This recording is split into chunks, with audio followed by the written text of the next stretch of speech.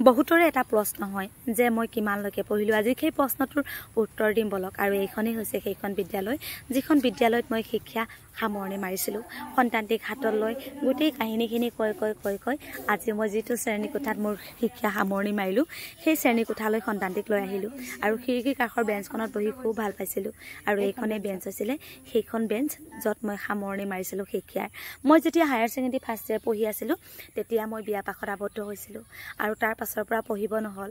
মই higher secondary first ইয়েৰলৈকেহে পঢ়িছিলোঁ দেই।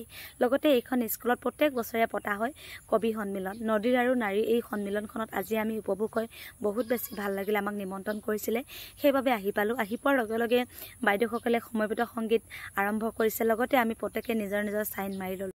আৰু ৰাভাদেৱক সকলোৱে শ্ৰদ্ধাঞ্জলি জনাই এটা ধুনীয়া বিষয়বস্তুৰ ওপৰত ইয়াত আলোচনা কৰে। বিষয়বস্তুটো এয়াই যে পোনপ্ৰথমতে আপোনালোকলৈ প্ৰশ্ন যাতে মোক এই উত্তৰটো আপোনালোকে কমেণ্টত লিখি দিয়ে। ইয়াত যিমান আপোনালোকে গামোচা দেখিছে কোন কোন জনগোষ্ঠীয় লোকৰ হয় আপোনালোকে মোক কমেণ্টত শুদ্ধকৈ লিখি দিব বুলি মই আশা কৰিছোঁ।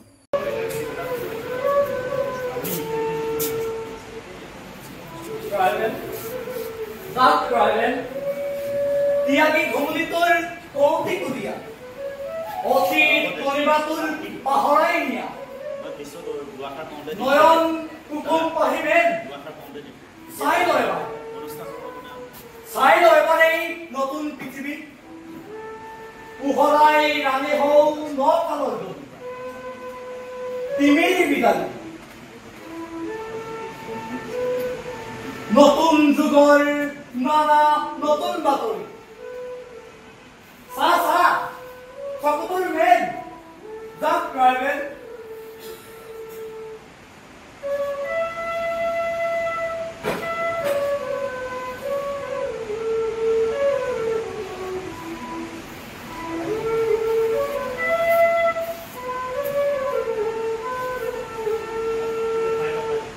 জাগিব লাগিব তই কছাৰী মিকিৰ হাসি ৰাভা গাৰু মিৰি কুকি নগাবি শান্তি মিচিমিয়াবৰ লালুং লুচাই সিংহ সিংটেন মণিপুৰী তাই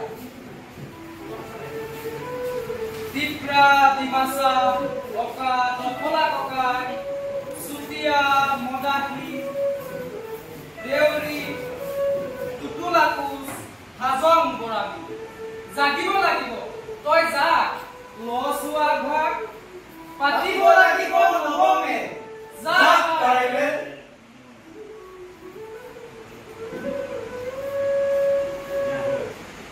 সৰলা অবলা পূজা ট্ৰাইবেল নাৰী নাথাকিবি তয়ো পিছ পৰি তয়ো আজি যা বুকুত মেথলি মাৰি তয়ো পাৰা তয়ো বাৰু লচুৱা খা নতুন যুগৰ পাতনি মেল যাক ট্ৰাইবেল